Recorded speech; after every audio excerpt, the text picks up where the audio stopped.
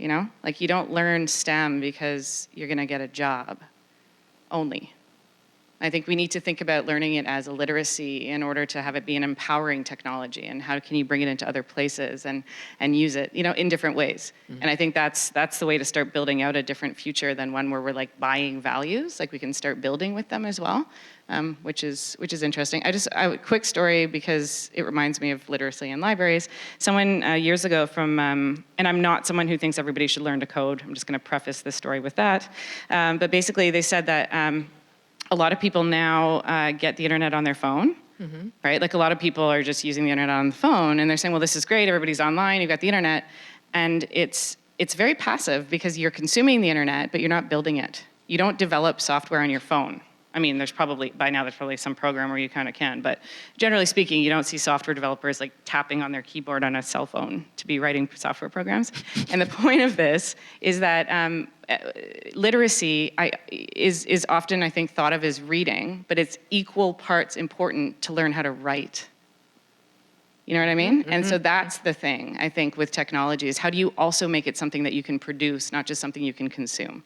And all of these spaces that we're talking about are perfect places to do that, to put sensors out and play in public space without it being for profit necessarily. One thing I just want to build on what Bianca was saying is that public libraries, and we in Toronto here, we've launched a new stream of programming about algorithmic literacy. It's a different kind of literacy. To understand, I know, everyone goes, what's that? What's that? Algorithms fuel artificial intelligence. And we've seen what algorithms have done, for instance, with Facebook, and how it influences decision making. And we've all, searched for something on a retail site, and then all of a sudden it's popping up on wherever you are on the internet. And so what we're going to be teaching people is we'll have speakers come and talk to us. There's a recent book about the algorithm called Algorithms of Oppression, and how algorithms are increasing racism or reinforcing racism and other things in society. So we'll bring in speakers. We're also going to help people understand how algorithms work, so they understand when they're doing a search on the internet, how algorithms can be shaping the information that is fed back to them in their searches. So this is really, I think, an important democratic initiative, because people need to understand what is happening with the technology that they're using, and it's how it's influencing them. So that's a really important initiative that we are launching in 2019. Wow, okay. Interesting. One extra comment. Yes, Eleanor. Briefly, I'd like to add an example from a movement today called Cooperation Jackson in Jackson, Mississippi. This is an organization working to bring economic democracy to one of the poorest cities in the country, where 85% of the population is Black, is African American, and excuse me, I think I have that wrong. What did they do? Excuse me? Sorry, go ahead. I'm just trying to open it up to where a vast majority of the population is African American, and a vast majority of the wealth is held by whites. And they have created a digital fabrication lab, a fab lab in the city, where people can come. It's publicly, freely open and available, and work with 3D printers, work with different kinds of advanced technology that is ultimately, the space belongs to the city. It's not people producing technology for sale, but... and it's free. And it's free, yeah. And they worked with a local election campaign in the city that on the platform to make this fabrication lab happen, and they just opened it up. Oh, fascinating.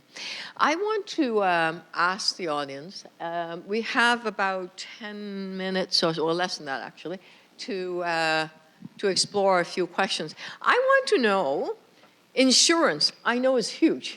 Makes it hard to open the street, makes it hard to open a store. I'm glad you're feeling that, Olivia. Yeah. Space. How the heck are we going to be able to cut some of those red tapes? Because the space are there. There are people that can facilitate. There can people that have gathered, have ideas, but we throw lots of red tapes, and insurance is a big thing.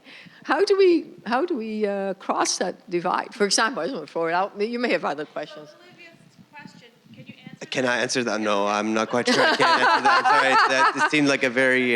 Yeah, you have another question. Why don't I take your question and then you can try to answer it? Yeah.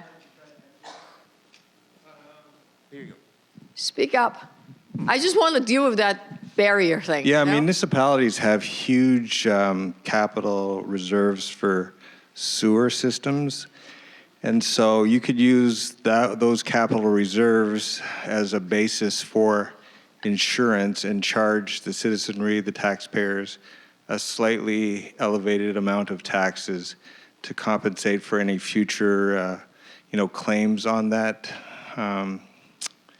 When insurance things happen in those spaces, the municipality itself can insure the place rather than go to private insurers. That's my taxi driver theory, and I'm sticking with it. Okay. That's a great idea. Okay, someone helping us take notes here. You have a question. And Yeah, I had a question actually for Bianca there, and it's in regards to just where we are now in terms of technology in municipalities and in government. Like, as you were talking about it, I was thinking about the hearing they had in the States with Google, and just the questions that were asked and how distant they seemed, or how uneducated the questions were, or very, very shallow the questions were, because of where we are as a society, where we're very much users but not necessarily makers and creators. How far are we in now, or where do we have to go to become a more a society that is able to use technology to our benefit as a government, rather than just be able to entertain or use it to profit, strictly to profit a company, rather than help the greater good, so to speak. If you can hold on 1 second, let me just get 2 more questions, and we'll answer all of it in one shot. Okay? Are there 2 more hands over here? Okay, sorry. She was first. I saw her first. Yeah. So remember the question, okay? Okay. Yeah. This is for Vickery. Just on the libraries, it's amazing. Just wondering, I think 2 things. One is, how do we influence that within our own municipalities? Like in terms of such amazing, outcomes that you're getting. Well, not maybe outcomes is not the right word, but just the programming. That's the word. Like in terms of bringing this into the libraries.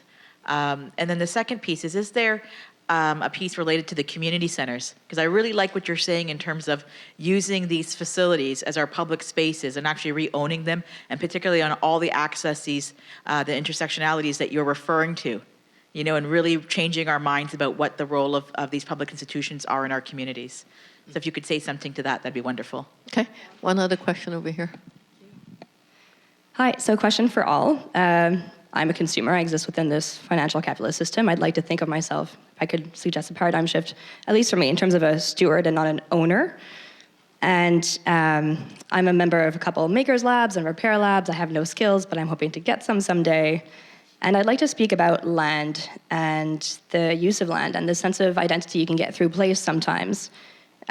Specifically park space. So I have a kid, he's 5. I grew up going to parks. I bring my kid to parks almost every day after school, no matter what the season is. And I don't see very many people using the parks in my area. And parents sometimes say they struggle to pay for paying activities to do with the family or to take their family somewhere to do something. And this park is here. And, it's beautiful. You can do adventurous play. You can do free play.